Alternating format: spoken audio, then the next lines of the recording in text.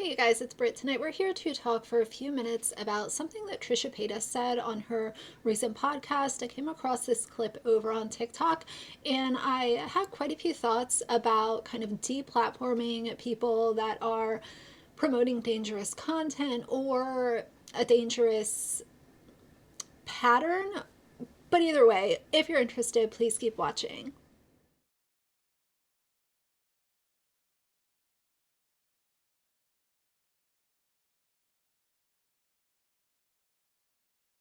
All right, you guys, so as a not a super precise trigger warning, but the mention of Eugenia Cooney is in this clip and kind of some of the behavior that she is exhibiting. So if that is triggering for you, please catch another video and I will see you guys soon.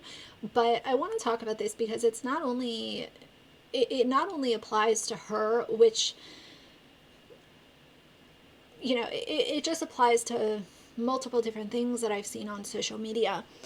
I want to talk about, I'm just going to use her initials because YouTube is really weird with using her name, with the topic of EC. I never planned on making dedicated content about her because I just didn't feel like making a bunch of videos about her was not going to help the situation. And I just felt like this scenario was very sad and we were all kind of watching it play out on public on a public stage, and I just didn't feel like I really had anything to add to the conversation that hadn't already been said by people that were much more qualified to talk about her issues than I am. We're talking about dietitians, doctors, nurses, and or people who have gone through similar issues and are now in their recovery period. So I just didn't really feel like I could say a whole lot, and it's just been such a tragic scenario to watch play out.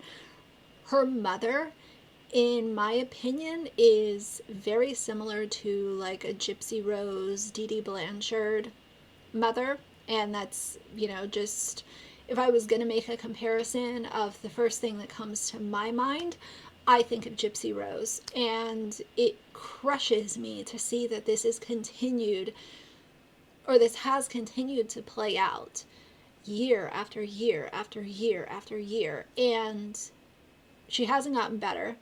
She's only gotten worse. She got better for a very short period of time after Shane Dawson used her for his own content. Remember that documentary? And she came back and she looked really fantastic. But it has continued to get worse and it's very upsetting to watch. I don't watch her videos. Once in a while, if she's on live, it'll come across my FYP on TikTok if I'm scrolling, and I will see, less than 3 seconds of her live, and then it'll be on to the next thing because I just choose to not click on her videos or support her in any way, shape, or form. And as a reminder, if you're clicking on somebody's video, even if you're hate watching them, depending on the platform, you could still be paying that creator. If you are in the YouTube app or on a browser and you're using YouTube, if you are hate watching somebody that you just cannot stand, but you're still watching their videos on YouTube, you are still basically, contributing to their AdSense. It's just something to keep in mind. If you really don't want to make this person wealthy, then you might want to avoid clicking on their videos. Just saying, I'm sure most of y'all know that, but you don't have to leave a like and a comment for that person to make money off of your click and your watch time. The one thing that I've heard a lot of people say with this creator, EC, is, well, it's free speech. And a lot of people love to fall back on the free speech idea quite often. The thing is, though, when you're creating content, you still have to abide by that platform's terms of service, their terms of use, whatever you want to call it. If you're uploading content there, but you are not following their guidelines, then they have every right to delete your channel, ban you, do a 90-day temporary suspension, whatever ends up happening. They are very much allowed to do that, and they do that to creators quite often. But I sit back and kind of look at it like, you're not doing it to the right creators. People running around here like her, continuing to be able to put out this content that is very harmful, and she is still platformed and pushed in the algorithm. If she wasn't being pushed in the algorithm, then I would not be coming across her TikToks on my For You page constantly. And this happens like probably maybe once a week or once every 10 days. I will come across one of her lives. And I don't know if it's because like TikTok knows that I'm a commentary channel, and a lot of commentary channels give commentary on her. I don't know a whole lot about algorithms, but I see it, so that means it's being pushed. If it's on the Explore page or the For You page, that means that that video from that creator is being pushed to a wider audience. And if the content is harmful, don't like it. But I want to read this from the freedomforum.org. It says, free speech on social media. The First Amendment protects individuals from government censorship. Social media platforms are private companies and can censor what people post on their websites as they see fit. But given their growing role in public discourse, it's important to ask ourselves, what exactly are their censorship policies? These are the types of speech that you cannot put out on social media platforms: hate speech, obscenity, misinformation, and harassment. So now that we know that, let's go back to this little podcast segment and hear what is said. And by the way, before we get into this video, I also want to make it very clear, in my last video where I showed a clip of Trisha Paytas' podcast, in the end of that video, she was going on and basically discounting what Joshua David Evans had experienced with, his divorce with Colleen and kind of Colleen's fandom thereafter. She really discounted the hurt and pain that he went through, having dealt with her and having experienced a very public divorce where all of her fans absolutely came for him. I don't appreciate her downplaying it, and I also don't appreciate her not having taken full accountability. This is why I constantly go back to Joshua David Evans is the only adult in this entire situation that I have seen take full accountability for his missteps, his bad behavior, things that he did that he shouldn't have done. I've heard accountability. I haven't heard it from Trisha, I haven't heard it from Johnny, I haven't heard it from Colleen or Eric or Corey or Rachel or Trent or Jessica or Chris. Nobody. No accountability. We get a ukulele from Colleen, and that's about it. That's all she wrote. But either way, I wanted to make that very clear because, if I include a clip of something, I need to do better at making it clear where I stand with this creator because, as a reminder, just because I share someone's video clip or I mention, hey, I came across this from this creator and I like what they had to say, or here's a clip of it, I need to do better at making it very clear that there are some people, even if I show a clip of their podcast, does not mean that I fully support this person, does not mean that I fully agree with things that are coming out of their mouth. And I need to do a little better at being clear and concise. So I will do better in the future for sure. But for now, let's get into Trisha. It's an interesting thing on social media. Do you follow Eugenia Cooney? Mm-hmm. Did you see her latest TikTok? The Beyonce one? Yeah. And it's interesting because the comments, I went to the comments, okay, she says, her mom says too, that she eats, that she does not have an ED, right? She says she doesn't have it. Yeah. And it's just like one of those things where it's like, you think about it in reverse, right? If someone's like really heavy and they can't get out of bed, like you wouldn't say anything. But yeah, all the comments were saying something. And I get it. Look, it's triggering. Like, it's so triggering. She's clearly showing off her like body. And it's like one of those things where I feel like Does social media step in? Like, and I said this about other things, not just ED, people with mental illness, like Fusi, who obviously is spiraling on live. Why is no one like on Twitch or something shutting off his stream? You know what I mean? Shutting these things down. And so I see stuff like this and I'm like, gosh, you know, sometimes for me, when I have really... Well, and I think even though it might be a little difficult for them to literally get into someone's live stream and shut it down right now, when channels are put up for review or they get a lot of requests to review somebody's content, and I'm not talking about false flagging because I know all about false flagging and I know that YouTubers will use it to their advantage, where they will literally send their followers to mass report somebody who is not breaking terms of service. They just happen to not like this person or disagree with the fact that they're sitting there sharing their opinions. But the actual content, there's nothing going against TOS. They just don't like the person, so they will send their followers to mass report. And I cannot stand false mass reports. I don't like mass false flagging, reporting, any of that. I think that it's just like grimy and super unfair. But there needs to be a better system where, you know, if you do get a lot of reports for somebody's channel, there needs to be a better review process, because there are so many of these toxic creators who just continue to spew negativity, hate, harassment, just all of the bad things that the internet has to offer. And they're allowed to still get hundreds of thousands, if not millions of views on their content. And you tell the platform about it and like, hey, this is really dangerous. Hey, this is, you know, not abiding by terms of service, but it just doesn't get anywhere. And the creator continues to rack up views, so they continue whatever it is that's getting them views, even if it is against TOS or it's hateful or extremely triggering to certain people. It just doesn't matter. People will go absolutely insane lengths to find attention on social media. Untreated mental illness that was really severe. Like, I wish someone would have stepped in back then when I was like spiraling and making like 300 videos about me just being like off my, you know, everything. Like, it just wasn't sane. You know, I wish like something would have shut me down to like force me to get better. Yeah. But it's weird that like, we talked about this, Dr. Tucci, like social media doesn't have like something to step in. You know what I mean? When it's not only is it clear someone's struggling, but they're also like promoting this unhealthy lifestyle. Like, it's pretty clear she's not hiding it. You know, she really wants, you know, Eugenia Cooney like showing her body.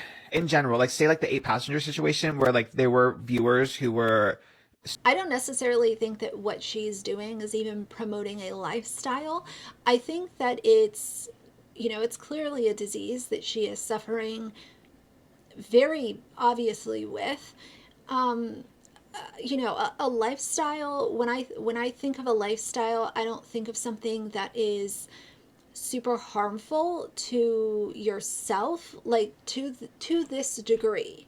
I understand that there's risk in everything that we do, but to this degree, it's so far outside the lines of what I would consider a toxic or dangerous lifestyle. Saw the content and saw that something was wrong with the content and then reported it, and then just nothing was like...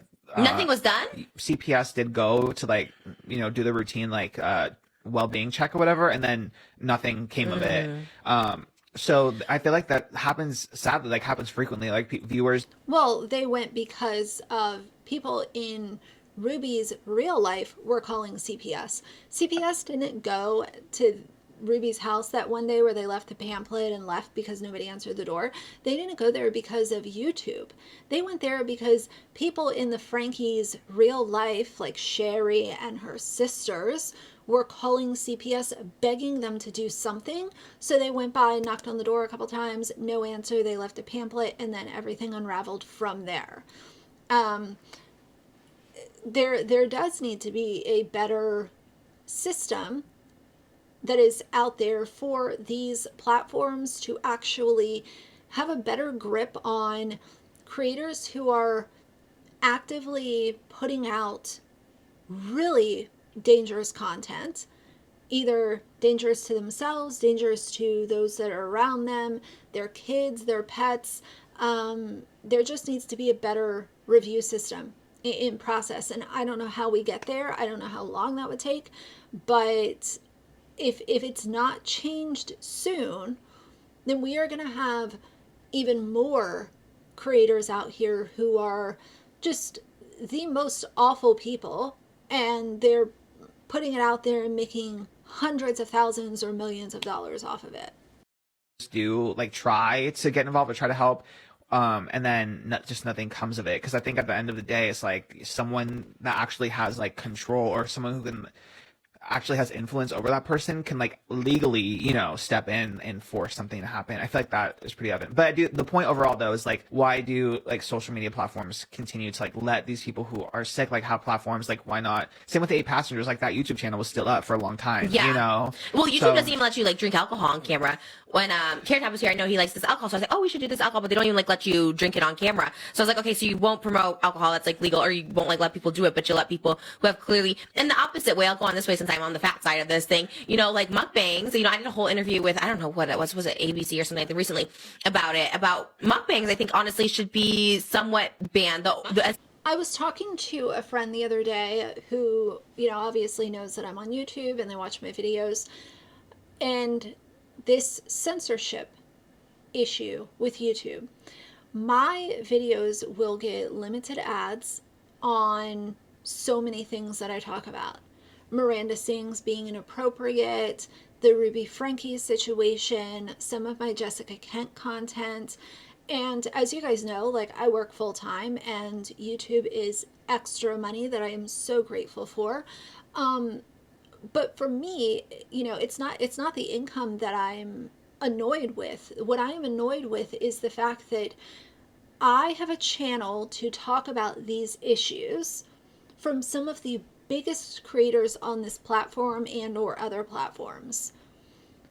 But asking them for accountability puts limited ads on my video unless I mute every word that, you know, basically YouTube has a problem with, or else they're not going to push my video in the algorithm.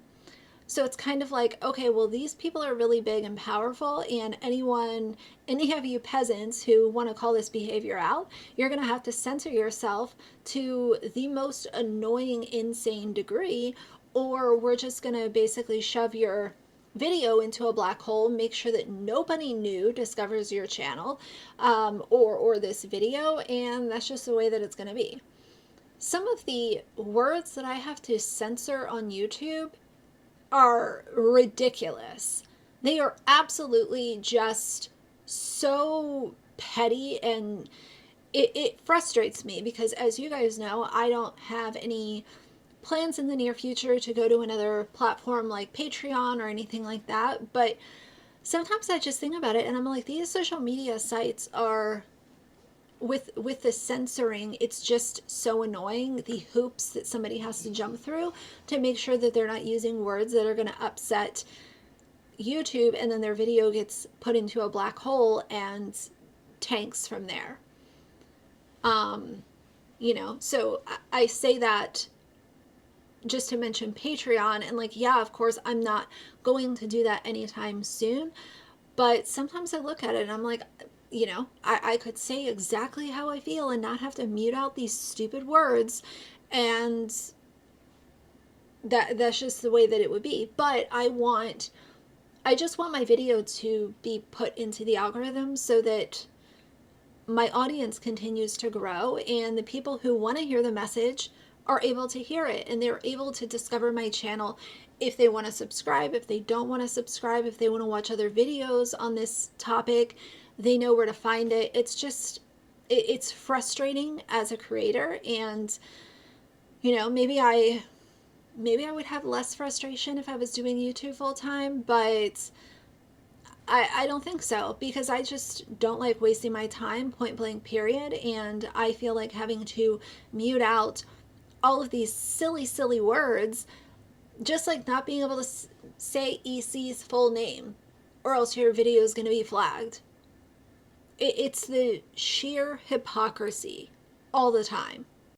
As far as like the amount of food being consumed, because it is promoting like, I don't know, like overeating, like unhealthy lifestyle. And I just feel like there's so much rules on YouTube of what you can and cannot say. So I'm like, how does the eating or also showing off an unhealthy lifestyle, like how do they not block that kind of thing? You know, like Eugenia Cooney, it's obviously to like spark rage. Like she's showing her body for either, right? It's like rage baiting. I don't know. I don't or know am I either. off on that? Because it does bother me. Like it really like upsets me, but also the same way where it's just like, or triggering, I shouldn't say upsets me, because I'm just like, oh my God, this person is like literally like not well. And everyone's just like giving her views or all stuff like that. And I'm just like, I don't know. And it's kind of the opposite. Like I said, when people eat so much food, and I'm not just talking about a meal or like 3 meals you're eating, but like, you know, you have so much food.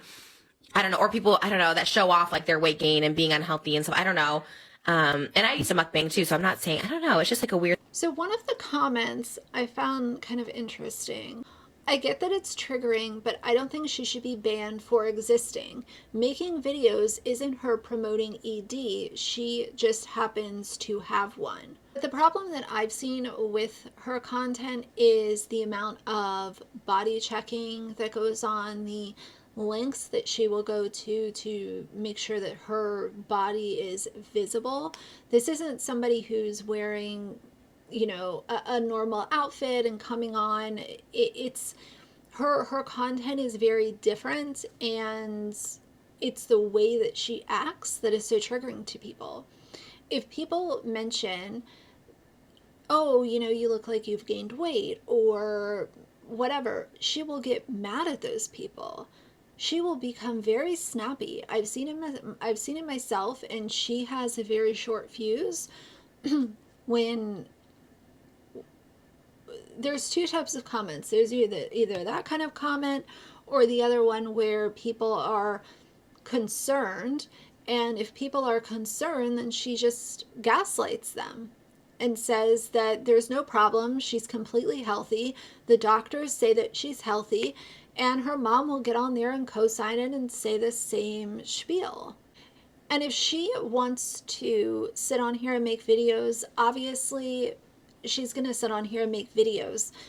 But I think me and other people, tell me if I'm wrong down below, but I think the issue is just how much she's promoted and how her videos are pushed in the algorithm so often. Her, you know, so many people know who she is because her videos have always been pushed in every algorithm.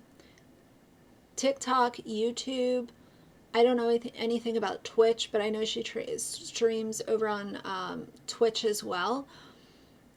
It's just, the whole thing is very tragic to me. But how do you guys feel about deplatforming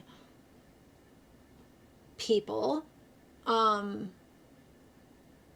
Specifically people like EC. But on the other side of that, how do you guys feel about, you know, have the videos, like obviously everyone's free to make content, but where I stand on it is her videos shouldn't be pushed in the algorithm. That's the part that I struggle with. It's the fact that so many new people come across her every single day because of what these algorithms are doing for her. And young, impressionable people, I don't even want to just say girls, I want to say people, because there are young, impressionable people that will absolutely come across her content, and if they are already struggling with body image issues or an ED, what could that do to that person? So I just don't like how it's so heavily pushed. And that's kind of where I stand. But I do think that these platforms need to have a better system in place for reviewing certain creators and figuring out, is this content that we should really be putting out to everybody? Should it be allowed to be pushed so heavily in the algorithm? And if and when they get mass reports or reports of a certain user, instead of, you know, a computer doing the job, maybe it needs to be a time-consuming project for an actual real person. Go through this person's content and see if they are breaking the terms of service. Because terms of service on these platforms is actually quite It is quite precise. And I constantly see creators on their channels breaking terms of service quite often. And no, I'm not talking about just some random creator. I don't like their opinion. But I can't wait to hear what you guys have to say about this. Tell me about it down below. Am I way off? Am I somewhere in the middle? I will be checking comments. So for now, if you like the video, please leave a like and a comment. And if you'd like to see more from me in the future, please subscribe. I'll see you guys soon. Bye.